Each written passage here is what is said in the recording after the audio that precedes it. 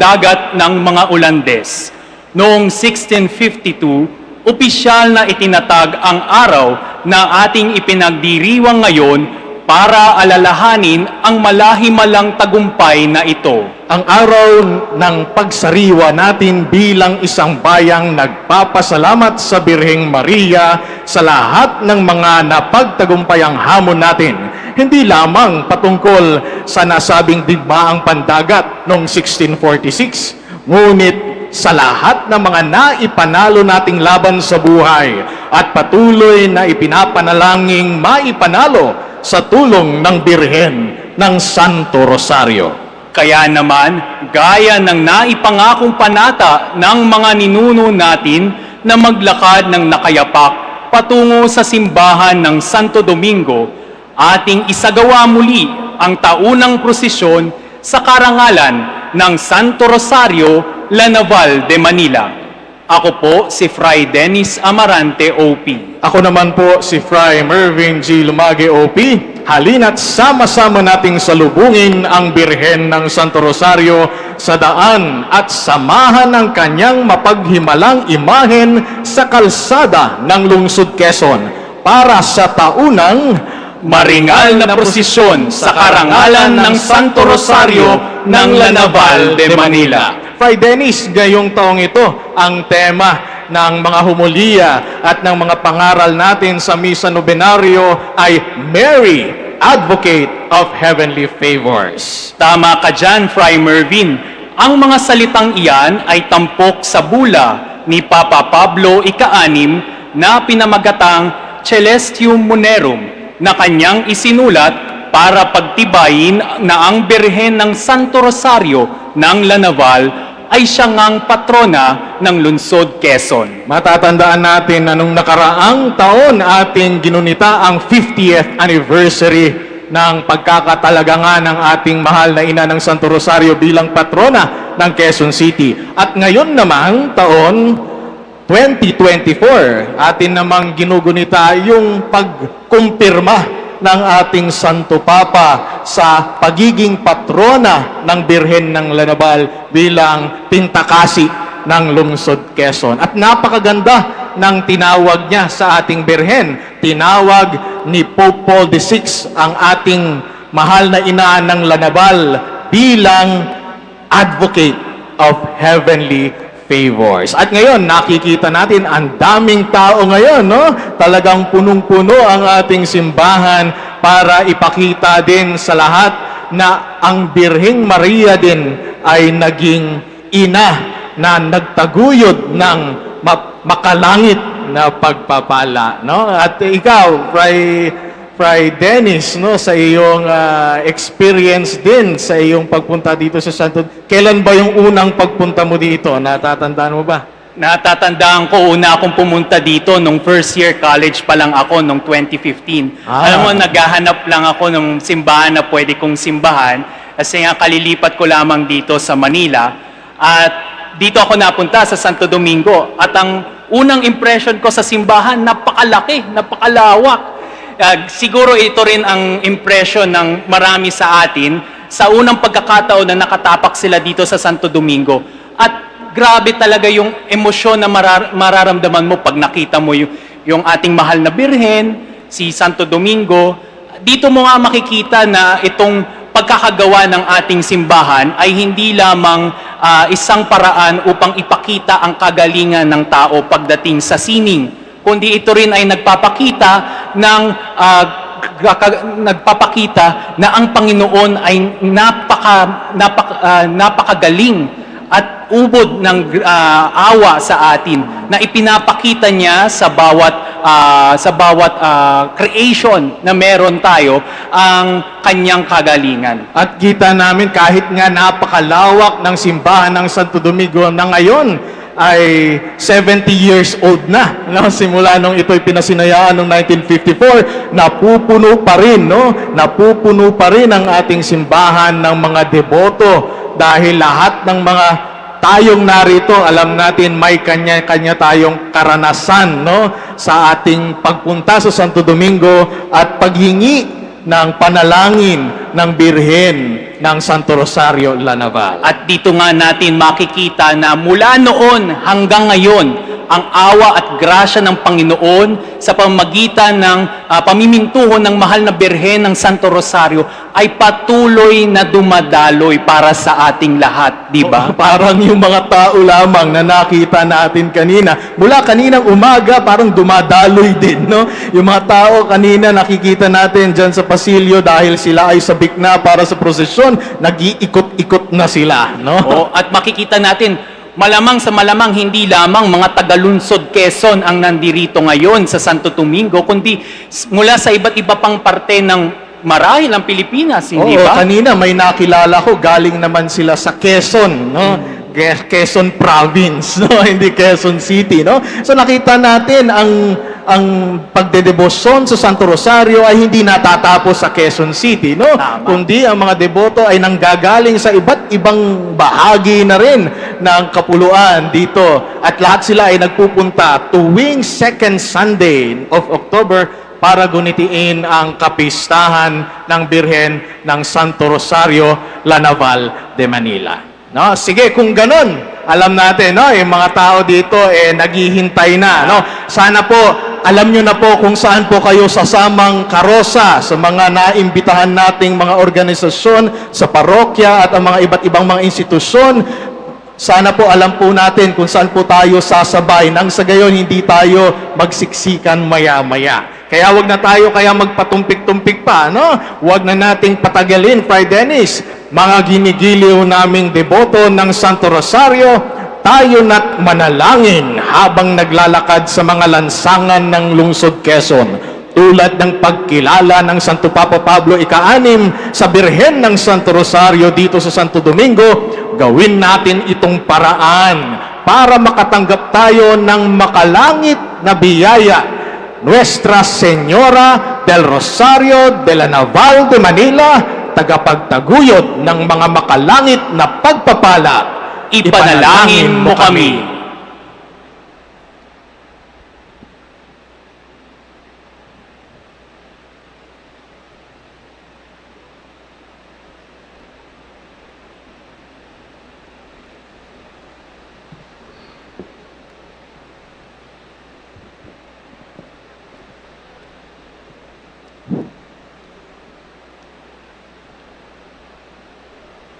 San Lorenzo Ruiz de Manila.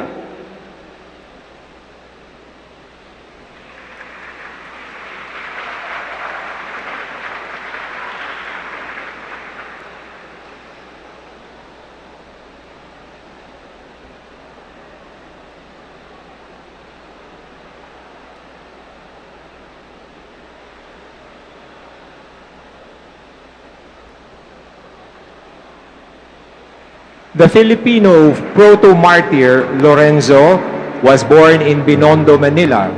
As a young man, he became a member of the Cofradia de la Nuestra Señora del Santísimo Rosario, now known as the Guardias de Honor de la Virgen del Santísimo Rosario, La Naval de Manila.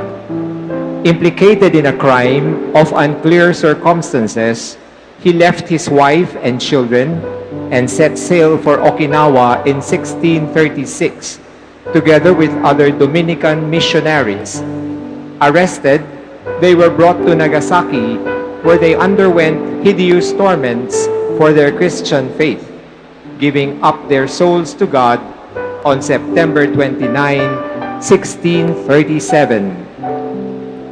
San Lorenzo Ruiz de Manila, Ipanalangin mo kami. Accompanying the image of San Lorenzo Ruiz de Manila is its chaplain, Brother Stefano Adi Nagoro Sembiring, OP, together with the following: Santo Domingo, Charismatic Community, Carmelite Missionaries, Perpetual Rosary Association, Sacred Heart Parish Shrine, Shrine of Jesus the Divine Word, San Lorenzo Ruiz Parochial School, San Lorenzo Ruiz Academy, at nagkakaisang deboto ni Jesus Nazareno ng Santo Domingo at La Naval. Beata Juana de Aza.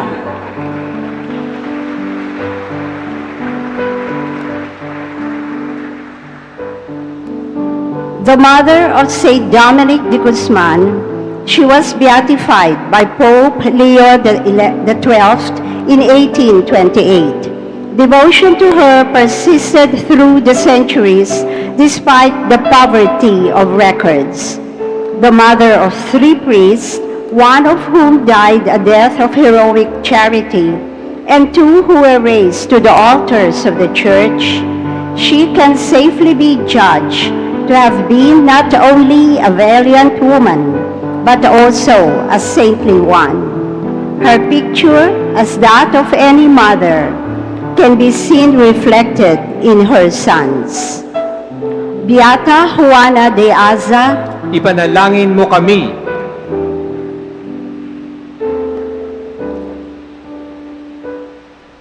accompanying the image of Beata Juana de Aza is its chaplain, Brother Athanasio Jonathan Anghasa Ginting OP, together with the following: Santo Domingo Legionary Choir, Religious of Mary Immaculate, the Immaculate Conception Cathedral of Cubao, Holy Family Parish, Rojas District, Diosdado P. Macapagal Elementary School, Barangay Santo Cristo, Barangay Alicia, Barangay Bahay Toro.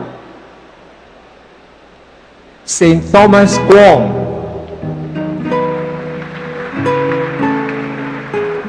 Thomas Kwong belonged to a noble family on Tonkin and could well be a son of a Mandarin. A Christian since childhood, he became a priest and a Dominican tertiary. He was imprisoned many times because of his faith. When he was in his 80s in 1859, he was arrested again.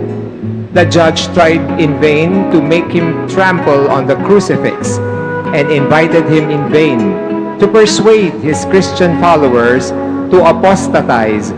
But he firmly replied, "To redeem mankind, Christ voluntarily suffered death. I, too, want to give love for love, spilling all my blood for him." While genuflecting to adore the crucifix, his head was cut off. It was the 30th of January, 1860. Santo Tomas Kwong. Ipanalangin mo kami. Accompanying the image of Santo Tomas Kwong is its chaplain, Brother French Alfred M. Maanyo OP, together with the following: Catechetical Ministry of Santo Domingo Parish, El Shaddai Santo Domingo Chapter, Minor Basilica of the National Shrine, and Parish of Our Lady of Mount Carmel, St. Paul the Apostle Parish, Filipino-Chinese Community, BEC Pamayanan 1, Barangay Bagong Pag-asa, Barangay Project 6, Barangay Ramon Magsaysay, Barangay Paang Bundok, Barangay Salvacion. San Francisco de Capas.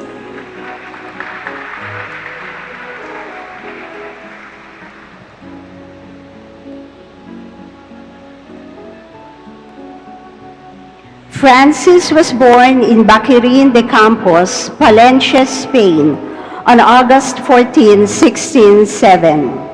He entered the Dominican Priory of St. Paul of Valladolid. He arrived in Manila in February 1632, where he was ordained priest. In 1641, he attended the provincial chapter held in Manila and asked the new provincial to send him to China. In 1642, he left for China. He went to the villages and towns in Fogan and Funing, converting huge numbers of Chinese. He was captured and remained incarcerated for 2 months. He died on January 15, 1648. He was canonized by Pope John Paul II on October 1, 2000. San Francisco de Capas, Ipanalangin mo kami. accompanying the image of San Francisco de Capas is its chaplain, Brother Glendale P. Ancheta, O.P., together with the following: Holy Rosary Shrine Choir, Kadaupan, Our Lady of Perpetual Help Parish, St. John Paul II Parish, Philippine Marine Institute, BEC Pamayanan 2, Barangay Vasra, Barangay Katipunan, Barangay Bagong Lipunan ng Krame, Barangay San Isidro, Labrador. San Vicente Liem de la Paz,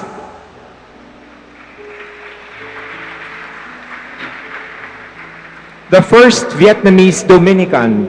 He was born in Tralu in 1731. He received the Dominican habit in Manila and continued his studies at the Colegio de San Juan de Letran in Intramuros.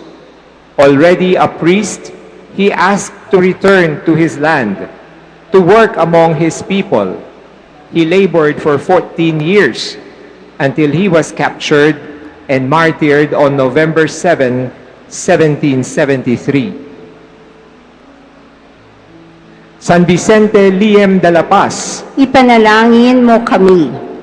accompanying the image of San Vicente Liem de la Paz is its chaplain, Brother Jose Francisco D. Abella, O.P., together with the following: Colegio de San Juan de Letran Intramuros, Black Rosary Choir.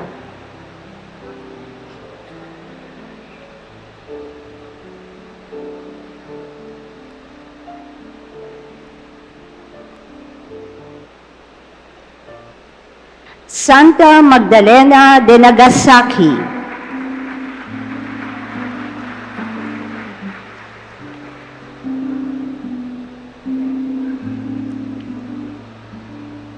she was left on her own resources at the age of 22 when her parents perished in the Great Persecution in Japan.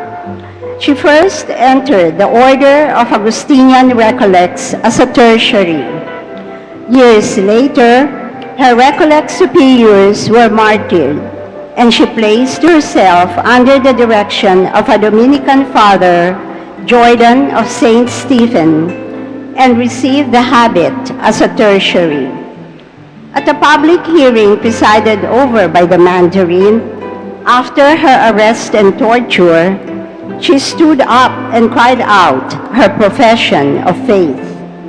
She was martyred in 1634. She was beatified and canonized together with San Lorenzo Ruiz.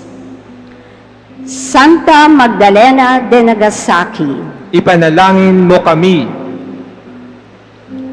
accompanying the image of Santa Magdalena de Nagasaki is its chaplain, Brother John Kevin S. Moises, O.P., together with the following: Parish Youth Ministry of Santo Domingo Parish, Barangay Santo Domingo, Christ the King Parish, Our Lady of Miraculous Medal Parish, Cebu College, Malabon, Barangay Veterans Village, Barangay Del Monte, Barangay Santa Teresita.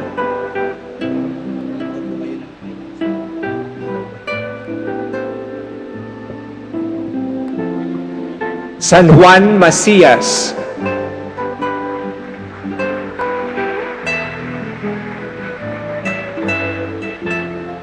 a cooperator brother like Saint Martin, he was born in Ribera, Spain in 1585. Employed at first as a cowherd, he gradually worked his way down the Pacific coast until he reached Lima, where the divine call at last manifested itself clearly. John became a cooperator brother in the Dominical Priory of St. Mary Magdalene in Lima. Given the office of porter, he set about at once serving the poor, who came to the priory gate for alms. He is distinguished for his great devotion to the Rosary and untiring supplications for the souls in purgatory. St. Juan Masias died on September 17, 1645, and was canonized by Pope Paul VI. San Juan de Mesias. Ipanalangin mo kami. Accompanying the image of San Juan Masias is its chaplain, Brother Alexander Darren Everest Ang OP, together with the following: UST Angelicum College, Quezon City, UST Angelicum College Alumni, Pag-ibig sa Nayon.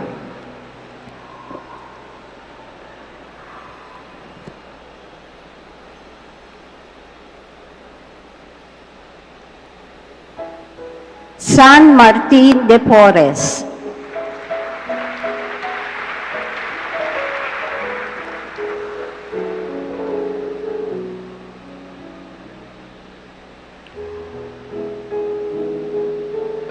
This saint of humility, son of a white Spanish father and a black Panamanian mother, was born in Lima, Peru in 1579.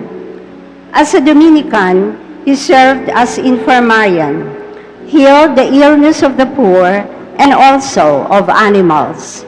He led a life of profound prayer, penance, and extraordinary spiritual gifts.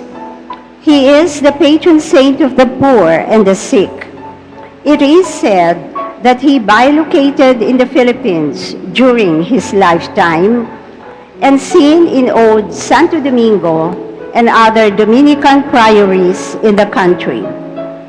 He died on November 5, 1639. He was canonized by Pope John the 23rd on May 5, 1962, the first Negro from the New World to attain the rank of sainthood. San Martin de Porres, Ipanalangin mo kami. accompanying the image of San Martin de Porres is its chaplain, Brother Augusto B. Cuanyo, OP, together with the following: St. Martin de Porres Guild Choir, San Roque Parish, Cecilians and Metanoia Choir, Santuario de San Pedro Bautista, Barangay San Martin de Porres, Barangay Philam, Barangay Damar.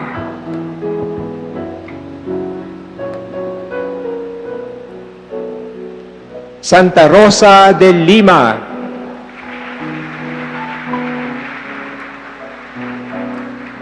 The first saint of the Americas, she was born in Lima, Peru in 1586. An intelligent and efficient woman, she took Saint Catherine of Siena as her model. At 15, she received the habit of the Third Order Dominican. In obedience to her parents, she did not enter the convent, but lived at home a humble life of penance and mystical prayer.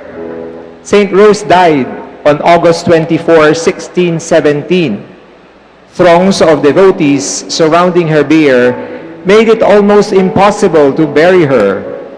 Pope Clement X canonized her on April 12, 1671, thus making her the first canonized saint of the Western Hemisphere. She is a secondary patroness of the Philippines. Santa Rosa de Lima. Ipanalangin mo kami. Accompanying the image of Santa Rosa de Lima is its chaplain, Brother Michael Dominic B. Vasco OP, together with the following: Santo Domingo Choral Group, Santa Teresita del Niño Jesus Parish, National Shrine of Our Lady of Lourdes, Manila Cathedral School, Holy Name Society of the Philippines, Barangay San Antonio, Barangay Bungad, Barangay Pag-ibig sa Nayon.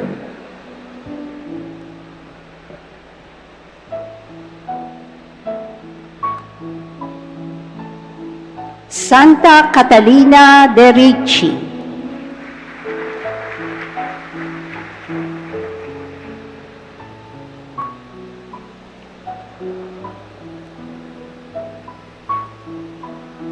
Remarkable for her spirit of penance and a life of contemplative prayer, she received many extraordinary favors from God, including mystical espousal and sacred stigmata. Nonetheless, she was also an eminently practical person and an able administrator for 36 years as prioress of her community. On Easter Sunday of 1542, our Lord appeared to her, took a ring from his finger, and placed it on the forefinger of Catherine's left hand, in commemoration of their mystical espousal. After a lengthy illness, Saint Catherine de Ricci died on February 2, 1590, at the age of 68. And was canonized by Pope Benedict IV in 1746. Santa Catalina de Ricci. Ipanalangin mo kami.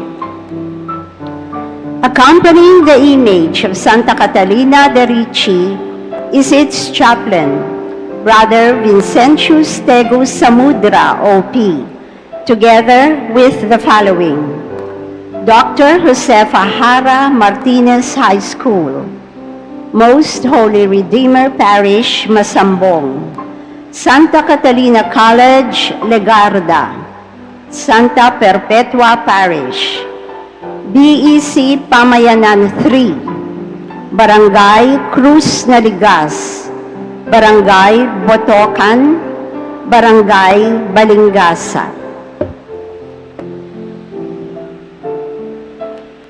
San Juan de Colonia. Born in Germany towards the end of the 16th century, he was sent to work in Holland, where he brought relief to the Catholics cruelly persecuted by heretical Calvinists. When he heard of the arrest and abuse of Catholics in Gorkum, the Netherlands, he visited them in person, smuggling in the Eucharist. When he was discovered to be a priest, he was arrested and tortured, with 18 other religious of different orders and secular priests. He was hanged in 1572 for the defense of the Holy Eucharist and the primacy of the Pope. He was beatified in 1675 and was canonized by Pope Pius IX on June 29, 1867. San Juan de Colonia. Ipanalangin mo kami.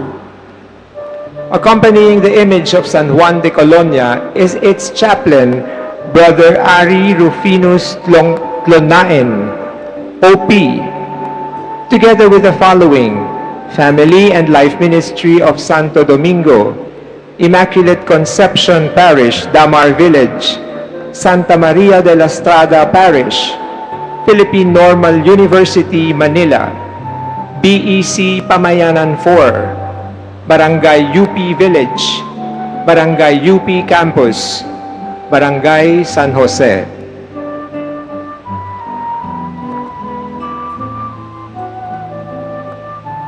San Louis Beltran.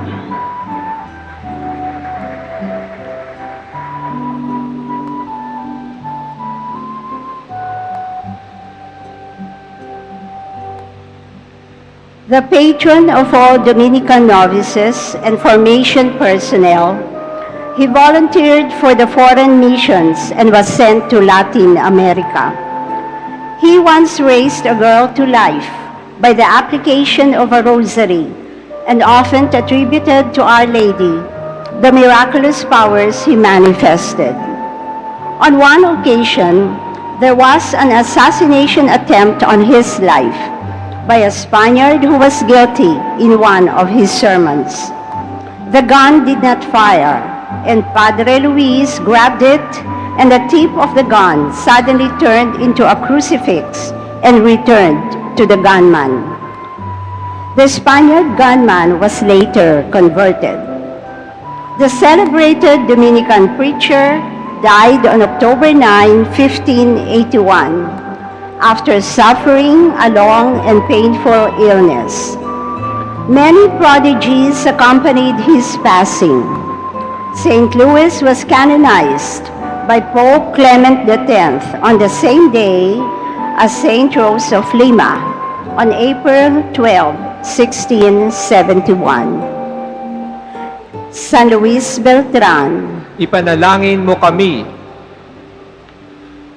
Accompanying the image of San Louis Beltran is its chaplain, Brother Varnacula Surya Kevin Senesh Fernando O.P., together with the following: Ladies of Charity, Ang Salita ng Diyos, Santa Rita de Casia Parish, Resurrection of Our Lord Parish, Aquinas School, San Juan, Barangay Teachers Village East, Barangay Teachers Village West, Barangay Masambong, Barangay Manresa. San Pio Quinto. Pius V was born of noble but impoverished parents at Bosco in Piedmont, Italy in 1504. At the age of 14, he entered the order of preachers at Voghera, and as a young religious, was remarkable for his prudence and solid piety. He was ordained in 1528 and taught theology and philosophy for 16 years, and was soon given offices of responsibility as Master of Novices, then Prior of several Dominican houses, Inquisitor, and in 1551, Commissary of the Holy Office. Elected Pope in 1566, he accomplished great reforms in the Church, notably among the clergy and in the Roman Missal. By his prayers, especially the Rosary, this Pope of the Rosary obtained from God the naval victory for the Christians at Lepanto. After fulfilling every duty of the pastor bonus, he died on May 1, 1572. San Pio Quinto. Ipanalangin mo kami. Accompanying the image of San Pio Quinto is its chaplain, Brother Vivelog Dylan Nimeshka Fernando, O.P., together with the following: Friends of St. Dominic, Soldiers of Christ, San Antonio de Padua Parish, Santo Cristo de Bungad Parish, St. James Academy, Malabon, BEC Pamayanan 5, Barangay Sikatuna Village, Barangay Malaya, Barangay Talayan.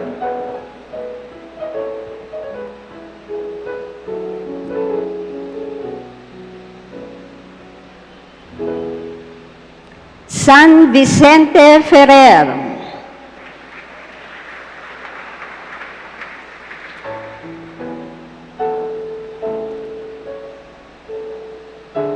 Born in Spain in 1350, he received the Dominican habit at the age of 17.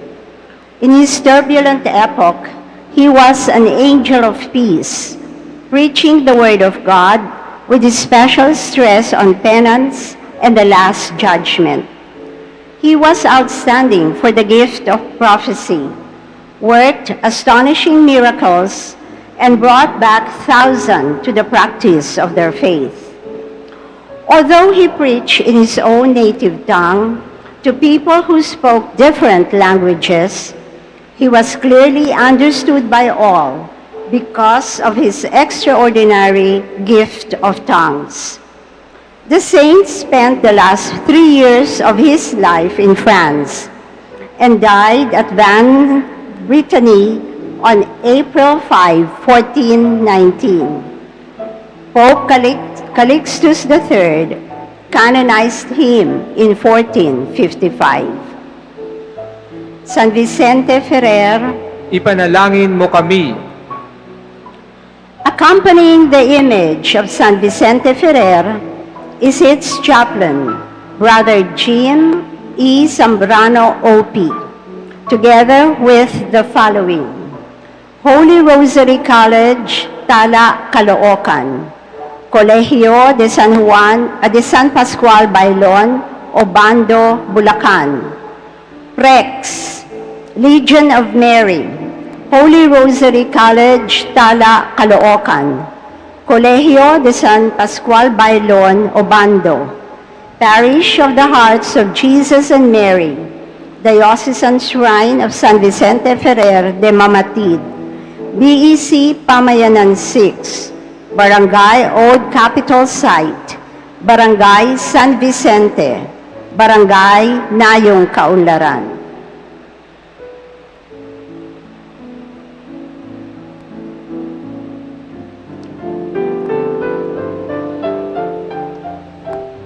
San Antonio de Florencia.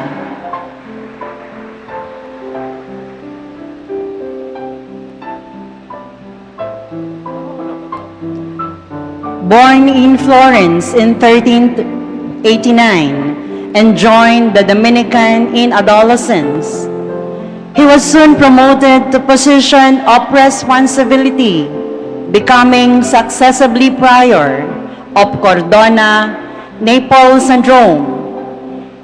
In 1446, he reluctantly became Archbishop of Florence, and he was noted for his mercy to the poor and good counsel. On one occasion, a man gave prelate some of his produce for his charity work. Antoninus thanked him, but the man was dismayed and protested, for he expected a payment. Antoninus asked for a weighing scale and put the fruits on one side and a slip of paper with the words Deo gratias on the other. Surprisingly, the slip of paper weighed more than the fruit. The people's prelate and father of the poor passed to his eternal reward on May 2, 1459, in the 70th year of his life. Saint Antoninus was canonized by Pope Clement VII in 1524. San Antonio de Florencia, Ipanalangin mo kami. accompanying the image of San Antonio de Florencia is its chaplain, Brother Dionysius Christ with the Yawan OP, together with the following: Social Service and Development Ministry of Santo Domingo Parish, Missionary Families of Christ, Dominican College San Juan, Muntingkawan ni Cristo, St. Jude Quasay Parish, Our Lady of Mount Carmel Parish, Barangay Central, Barangay Pinyahan, Barangay Damayan.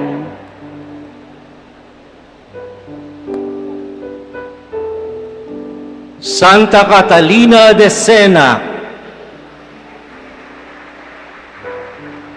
the 23rd child of hard-working parents. She was born in Siena, Italy in 1347. She showed early signs of unusual sanctity, joined the Third Order of Dominicans, and became a spiritual guide to many.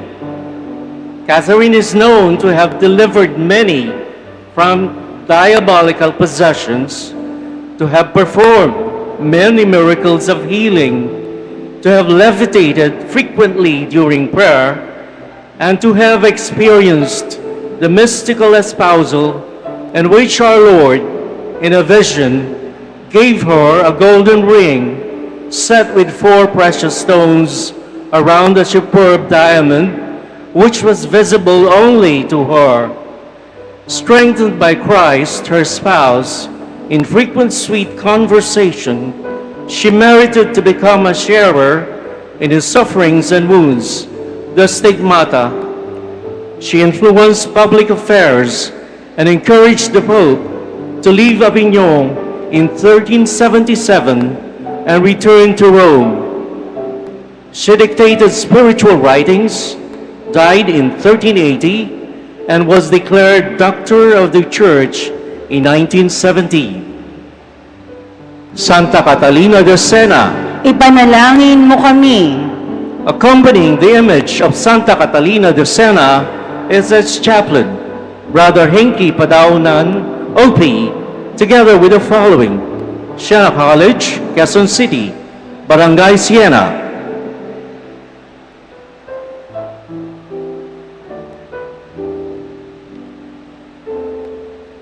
Santa Margarita de Castelo.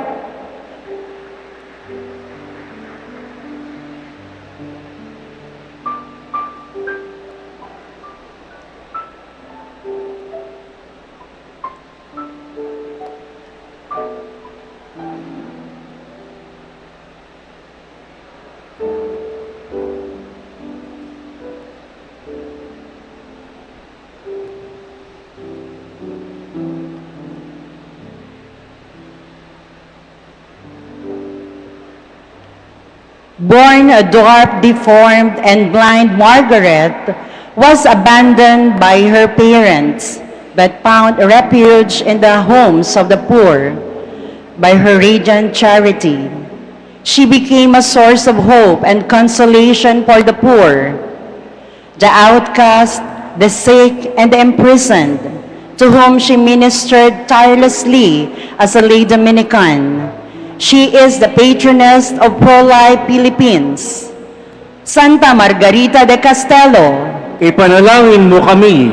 accompanying the image of Santa Margarita de Castelo is its chaplain, Michael Angelus Di Baldi Prajadhika OP, together with the following: Saint Margaret of Castelo Movement, Goddess Love Charismatic Community, Johannine Family of Our Lady, Mukha Ad, Dominican Oblates of Saint Margaret of Castelo, Most Holy Redeemer Parish, Araneta Avenue, Our Lady of Fatima Parish, Rosary for Life Philippines, Barangay South Triangle, Barangay Sacred Heart, Barangay Paltok.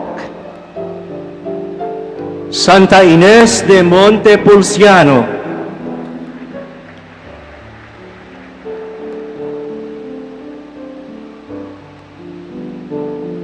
she was born in 1268 and embraced the religious life at an early age. Because of her precocious wisdom and sanctity, she became superior in her community at the age of 15. Later, she founded a monastery, a Dominican nuns, in Montepulciano, and became its first prioress. Many extraordinary graces were bestowed on Mother Agnes. In a vision, she was once permitted to hold the infant Jesus. Several times, she was privileged to receive Holy Communion from an angel, and she was often seen in ecstasy, levitating from the floor. One of the most extraordinary occurrences recorded concerning her is the formation of white cross-shaped particles described as manna, which frequently fell on her and the area where she was kneeling in prayer. She has the gift of prophecy, performed many miracles, and is known to have mysteriously supplied food for the convent. She died in 1317 at the age of 49 and was canonized in 1726. Santa Ines de Montepulciano, Ipanalangin mo kami. accompanying the image of Santa Ines de Montepulciano is its chaplain, Brother Geoffrey Roderick Evan Caba, OP, together with the following: Mother of Jesus Chorus, Youth for Christ, Sisters of the Poor, and Rojas Street, Quezon City, Transfiguration of Our Lord Parish, Nativity of the Lord Parish, Barangay Valencia, Barangay West Triangle, Barangay Mariblo, Barangay Amoranto. San Alberto Magno,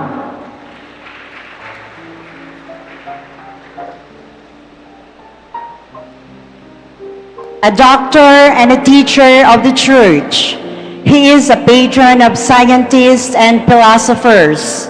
His most attentive student concerning Aristotelian philosophy was Saint Thomas Aquinas. He became provincial and then bishop of Ratisbon, but after 2 years returned to teaching. His knowledge of biology, chemistry, physics, astronomy, geography. One of his treatises proved the earth to be round, was so encyclopedic. He wrote profusely on logic, metaphysics, mathematics, the Bible, theology. He pioneered the scholastic method, so brilliantly developed by his pupils and disciple, St. Thomas Aquinas, by applying Aristotelian methods to rebuild doctrines. His brilliance and erudition caused him to be called the universal doctor by his contemporaries, a profound and holy professor. He died in Cologne in 1280. He is the patron of scientists. San Alberto Magno, Ipanalangin mo kami. accompanying the image of San Alberto Magno is its chaplain, John Edward Mercede OP, together with the following: Good Shepherd Choir, Colegio de San Juan de Letran, Calamba, Dominican Sisters of Regina Rosary, Regina Rosary Contemplative Association, Our Lady of Hope Parish, Santo Niño Parish Shrine, Barangay Paraiso, Barangay St. Peter. San Raymundo de Penafort, a Spaniard born in 1175, he became a priest and professor of philosophy and canon law, a co-founder of the Order of the Redemption of Captives, or more popularly known as the Mercedarians. He studied Arabic and the Quran so as to dialogue with Muslims. He composed, at the request of his brethren, the famous Summa Casuum, a manual for confessors and preachers about the correct and fruitful administration of the sacrament of penance. In 1238, Raymond was elected Master of the Order and drew up a revision of the Dominican Constitution, which was to remain in effect until 1924. But he resigned 2 years later on grounds of ill health. Retiring to Barcelona, he spent the next 35 years preaching, hearing confessions, and working for the conversion of Jews. He died a centenarian on January 6, 1275, and was declared a saint in 1601. San Raymundo de Penafort, Ipanalangin mo kami. accompanying the image of San Raymundo de Penafort is his chaplain, Brother Giovandro Alguter Trian di Putra, OP, together with the following: St. Mary's College, Parish of Mary, the Immaculate Conception, BEC Pamayanan 7, Barangay Horseshoe, Barangay Kaunlaran, Barangay Immaculate Conception, Barangay Pinagkaisahan. Santo Tomas de Aquino,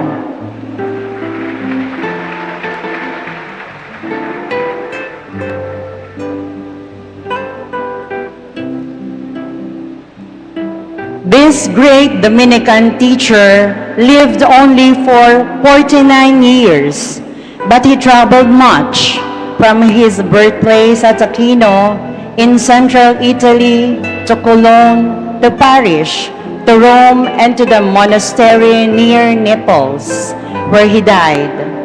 Thomas prayed much and dedicated his brilliant talents investigating the sublime truth of God in the light of faith and the human intellect. Acclaimed the greatest and undisputed master of Christian scholastic theology, he surrendered to God at the Cistercian Abbey of Posanova near Terracina, Italy on March 7, 1274, and was canonized by Pope John the 22nd in 1323. He is titled the Angelic Doctor. Pope Saint Pius V declared him Doctor of the Church. Pope Leo XIII named him Patron of Catholic Schools, and Pope Pius XI added to his other titles the Doctor of the Most Holy Eucharist. He is also the patron of the Royal and Pontifical University of Santo Tomas, the oldest university in Asia. Santo Tomas de Aquino, Ipanalangin mo kami. accompanying the image of Santo Tomas de Aquino is its chaplain, Cornelius Liwangsa Putra Herman OP, together with the following: University of Santo Tomas, UST High School, UST Education High School, Santo Domingo Male Choral.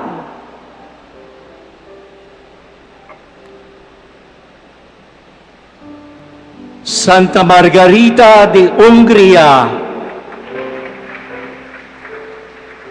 of royal patronage, she was offered to God before her birth in 1242 in petition that her country would be delivered from the Tartar invasions.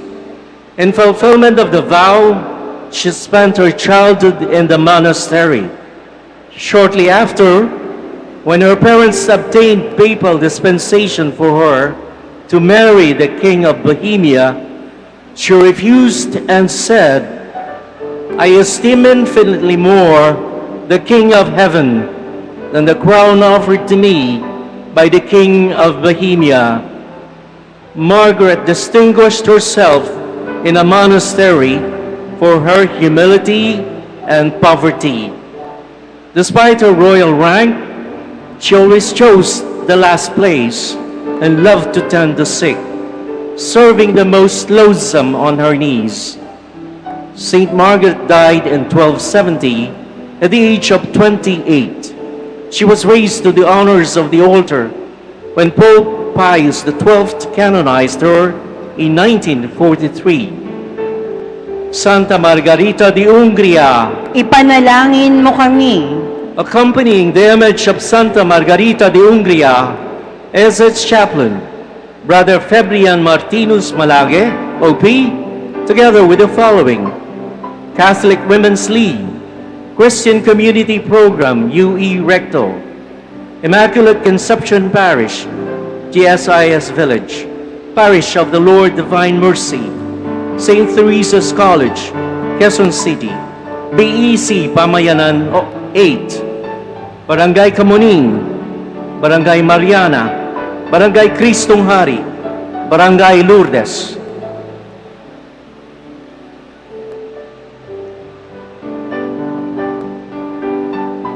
San Jacinto,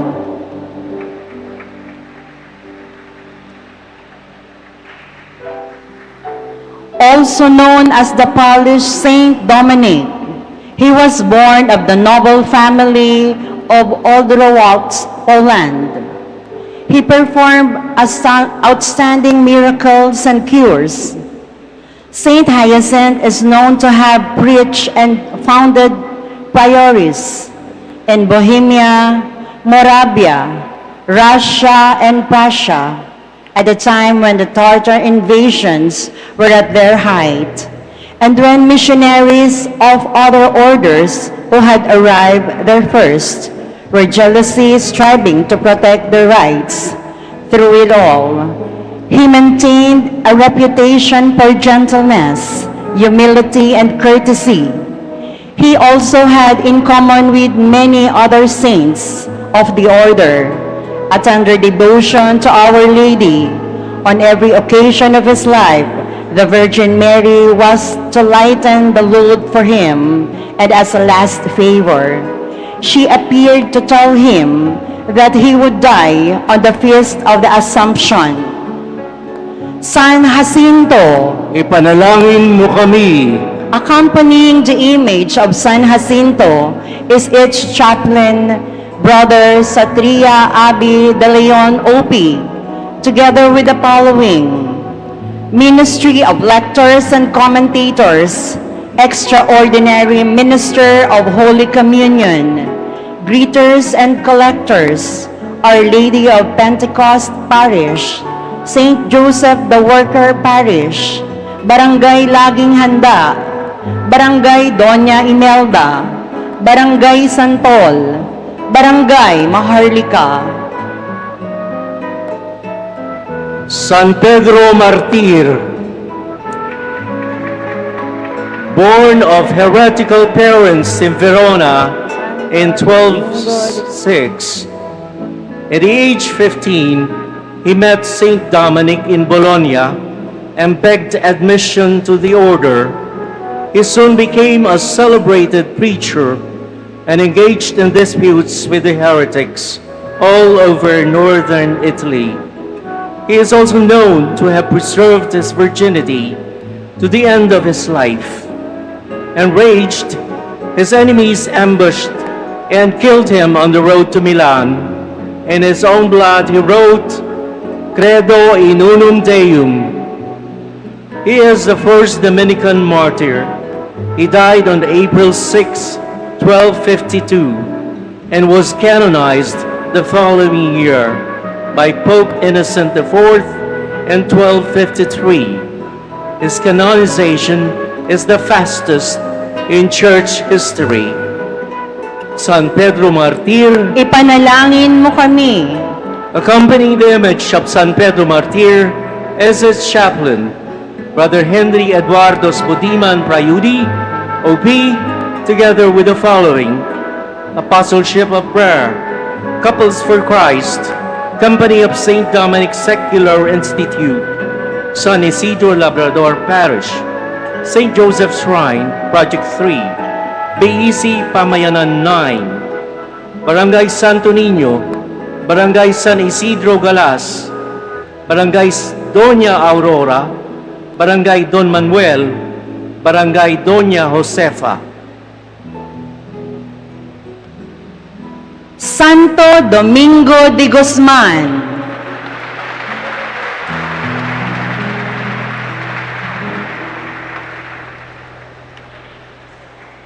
born at Calaruega in Old Castile in 1170, he became a priest with thoughts of missionary work in Northern Europe. But then he saw the dangers in the Evangeliation heresy. One night, the Blessed Virgin Mary appeared to him and gave him the Holy Rosary, the devotion that will be an instrument of victories and peace. He lived and preached in evangelical poverty, gathered others around him, and founded the order of preachers, also known today as Dominicans. The founder was essentially a man of prayer and study, with a burning zeal for the salvation of souls, characteristic which he indelibly impressed upon his order. Dominic labored in France, Spain, and Italy, consumed by work and penance. He died on August 6, 1221. His close friend Pope Gregory IX canonized him in 1234. Santo Domingo de Guzman, Ipanalangin mo kami. Accompanying the image of Santo Domingo de Guzman is its chaplain, Brother Ian Joseph G. Melendres, OP, together with the following: Santo Domingo Parish Pastoral Team, Barkadahan ni Santo Domingo, Dominican Sisters, Dominican Laity, Filii Sancti Dominice, Barangay Tatalon, Barangay Rojas, Barangay Paligsahan. San Jose.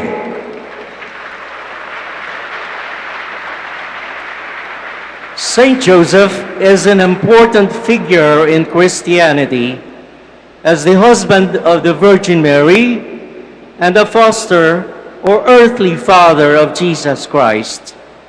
He is a faithful, patient man, obedient to the demands of God, and willingly accepting of hardships.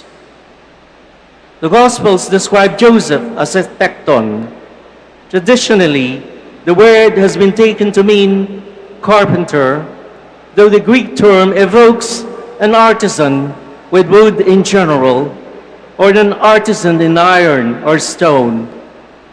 Very little other information on Joseph is given in the Gospels, in which he never speaks.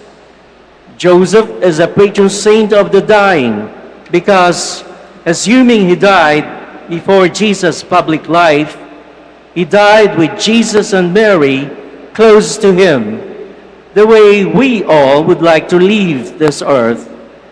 In 1870, Pope Pius IX proclaimed Joseph as the patron of the universal church, honoring his role of support, protection, and guidance.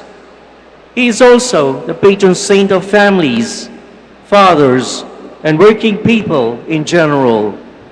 San Jose, Ipanalangin mo kami.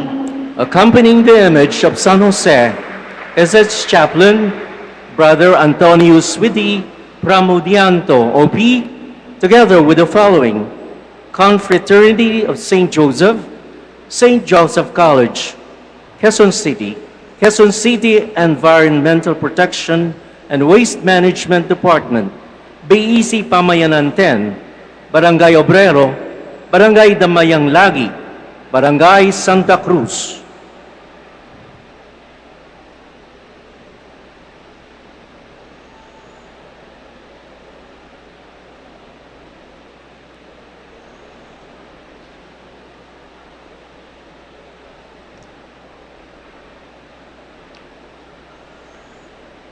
Ang mahal na Birhen ng Santo Rosario, La Naval de Manila.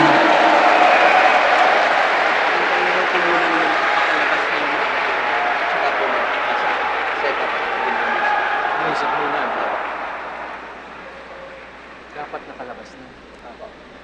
Bago ako pumunta sa bago ako kayo.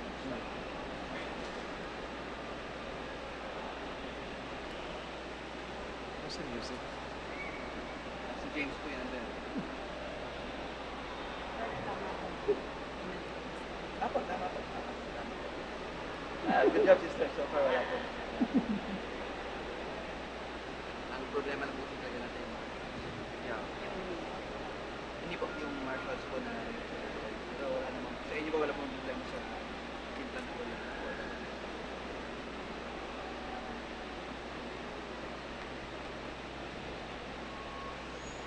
Hindi na ba? Sa inyo saan po kayo ba?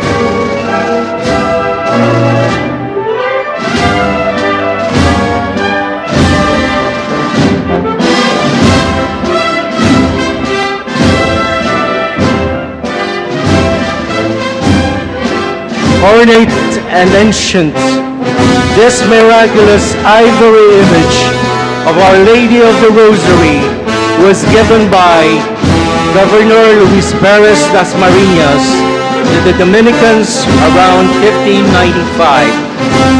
She is arrayed as a noble lady of the royal court, holding the child Jesus in her left hand and a scepter in her right hand. Her jewels and ornaments are tokens of love from her numerous devotees who have been endeared to her by her incessant miraculous intercession for them. To her is attributed the series of naval victories in 1646, which we commemorate today with solemn festivities. Following a decree by Pope Pius X, the miraculous icon was granted a canonical coronation in 1907, the first to receive such honor in the Philippines. In 1973, the city government declared Our Lady of the Rosary of Naval as patroness of Quezon City. The motion received papal confirmation from Pope Paul VI in 1974 during the visit of St. John Paul II to the Philippines in 1981. He entrusted the destiny of the Philippines and of all Asia to Our Lady of the Rosary of Naval. Mahal na Birhen ng Santo Rosario, Naval de Manila, Ipanalangin mo kami.